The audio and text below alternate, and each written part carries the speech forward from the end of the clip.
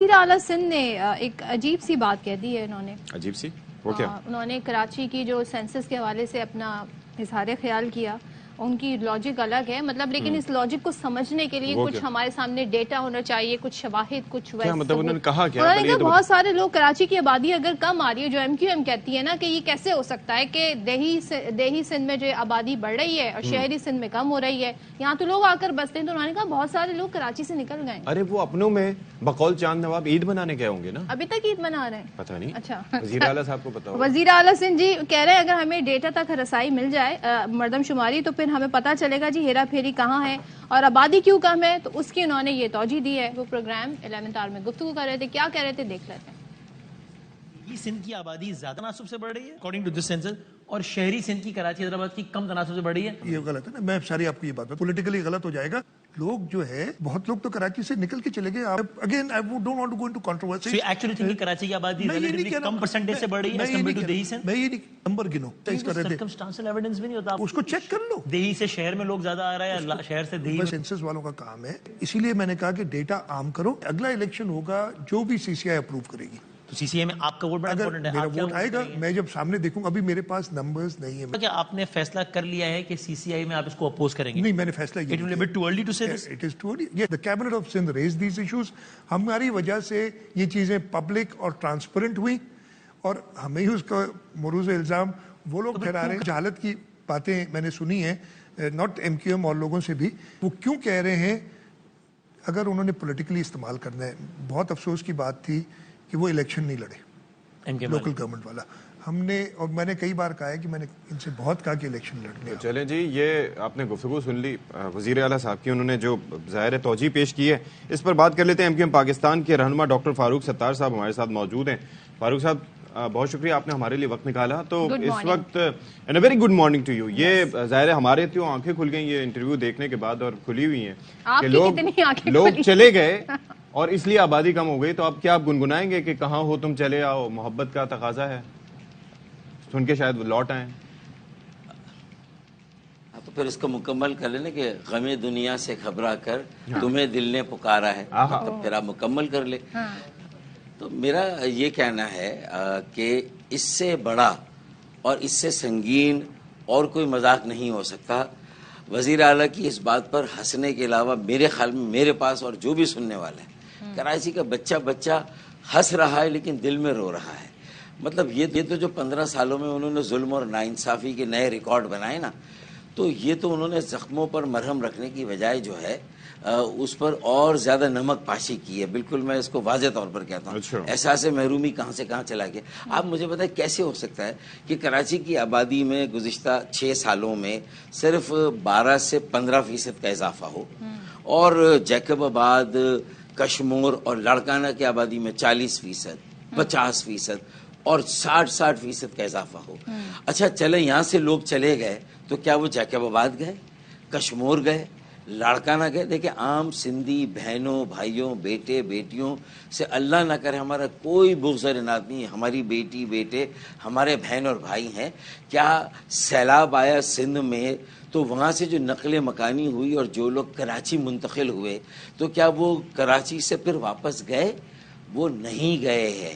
اگر ملیر کی آبادی میں اضافہ ہو رہا ہے لیکن ڈسٹرکٹ سینٹرل کی آبادی میں اس تیزی سے اضافہ نہیں ہو رہا. ڈاکٹر صاحب وہ یہ بھی کہتے ہیں کہ اگر ڈیٹا تک رسائی مل جائے تو ہمیں پتہ چل جائے گا کہ بھائی کیا مسئلہ ہے. لیکن ان کا اپنا تجزیہ یہ ہے فی الحال جو وہ یہ کہہ سکتے ہیں. تو کیا آپ کس بنیاد پہ یہ ساری باتیں کہتے ہیں جی؟ وہ تو کہہ رہے ہیں ڈیٹا تک رسائی ہی نہیں ہے.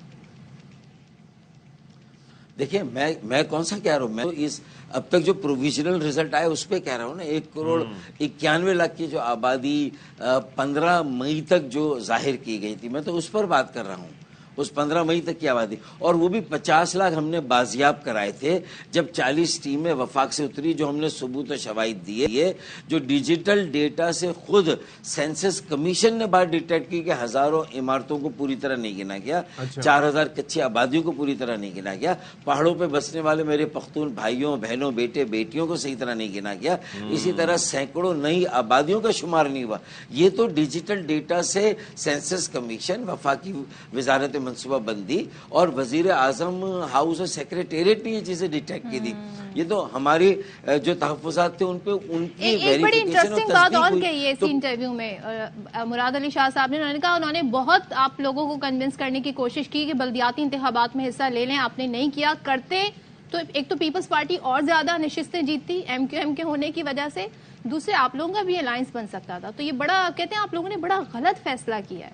بارہا وہ یہ بات کہہ رہے ہوتے ہیں. دیکھیں جو فیصلہ ہم نے کیا درست کیا, صحیح کیا, جن حالات میں کہنا پڑا. میں انہیں کہتا ہوں کہ وضو کر کے آئے مراد علی شاہ اور میرے سامنے بیٹھے, میں باوضو آتا ہوں اور قرآن پہ ہم حلف دیں کہ انہوں نے مانا نہیں کہ انہوں نے ہماری 70 سیٹیں حلقہ بندیوں میں کم کی, بلدیاتی حلقہ بندیوں میں کراچی کی, انہوں نے مانا. اور اس کے لیے جب 2 رات پہلے جب ان کے ساتھ ہم بیٹھے, میرا پورا وفد گیا تھا میری سربراہی میں, تو انہوں نے کہا کہ انہوں نے نوٹیفائی کیا 10-1 میں, انہوں نے کہا کہ ہاں ہم جو حلقہ بندی ہے اس کو کینسل کرتے ہیں اور نئی حلقہ بندیاں کرتے. الیکشن ہونا نہیں چاہیے, الیکشن کمیشن نے نہیں مانا. جب نہیں مانا تو ہم نے کہا اب کیا ہوگا, تو انہوں نے کہا کہ میں پولنگ اسٹاف نہیں بھیجوں گا, یہ الیکشن نہیں ہوگا. انہوں نے ہمیں یہاں تک یقین دلایا, ہم مکمل اطمینان سے آخری مرتبہ ان پر اعتبار فرمائیے گا. اب یہ وزیر اعلیٰ کہہ رہے ہیں پڑھ میں باوضو ہو کے حلفیہ یہ کہہ رہا ہوں, انہوں نے یہ کہا تھا کہ جب تک آپ کی 50 سیٹیں بحال نہیں ہوگی اور الیکشن کمیشن نہیں مانے گا, یہ الیکشن میں نہیں ہونے دوں گا. اور میں پولنگ اسٹاف نہیں بھیجوں گا, میں عملہ نہیں بھیجوں گا, میں پولیس نہیں بھیجوں گا. یہ انہوں نے ہم سب کے سامنے کہا تھا. فیصل سزواری بھائی وہاں تھے, خواجہ اظہار اللہ سے. اب یہ فرما دیجئے گا کہ یہ جو سارا پروسیس ہے, ایک نئی مردم شماری, نئی حلقہ بندیاں ہوں گی نہیں ہوں گی, الیکشنز اس میں آگے جا سکتے ہیں, ظاہر ہے کہ ڈیٹ بھی دی جا رہی ہے اور کافی آگے جا سکتے ہیں. اس صورتحال میں ایم کیو ایم کیا سوچتی ہے کہ یہ ٹھیک ہوگا, اور اگر ایسا ہوتا ہے تو اس کا بینیفیشری کون ہوگا, نئی حلقہ بندیاں, نئی مردم شماری, سارا کچھ جو سیٹ اپ ہے؟